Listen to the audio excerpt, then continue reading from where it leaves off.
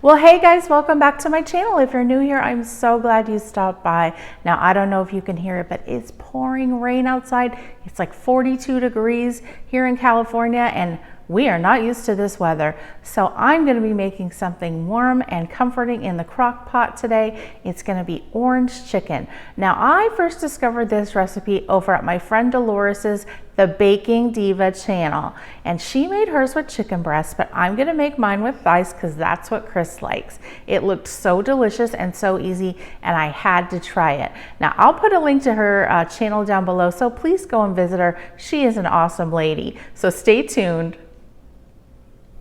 You're gonna need some light brown sugar, some orange marmalade, some vegetable oil, cornstarch, toasted sesame oil, rice wine vinegar, soy sauce, and some minced garlic. Now, hers didn't have the minced garlic, but I decided to add some.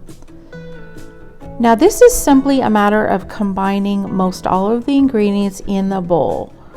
The only things we're not going to put in our bowl is the cornstarch and the vegetable oil, but everything else just goes in a small bowl and just whisk it until it's all mixed together well. Here's a little trick. If you put down a towel under your bowl, it won't slide around. And then we're just going to add a half a teaspoon of salt and a quarter teaspoon of pepper. And it will look like this when it's all mixed together. Now, she used chicken breasts, I'm using chicken thighs.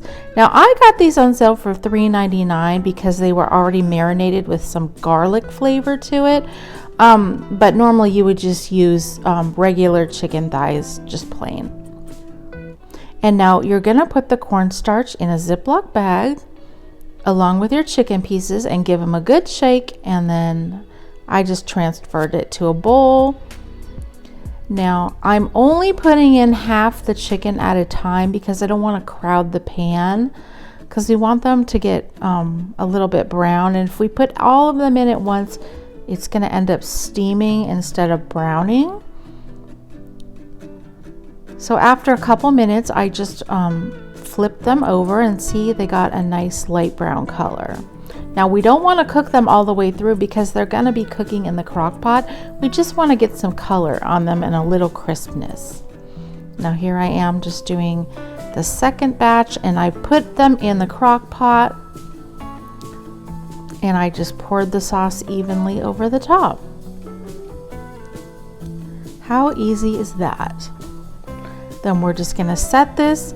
Now, she did hers for, I believe, 2 hours. I'm doing 2.5 because the thighs take a bit longer than the breasts, and it was perfect after 2.5 hours. Look at that. Doesn't it look delicious? And it smelled so good. Now, I just put some rice underneath, and then I just topped mine with a little bit of sesame seeds. And this was so good, you guys. You have to try it. It wasn't too sweet. It had a nice little tang. The chicken was super tender. So I hope you guys are going to give it a try. And thanks, Dolores, for the recipe.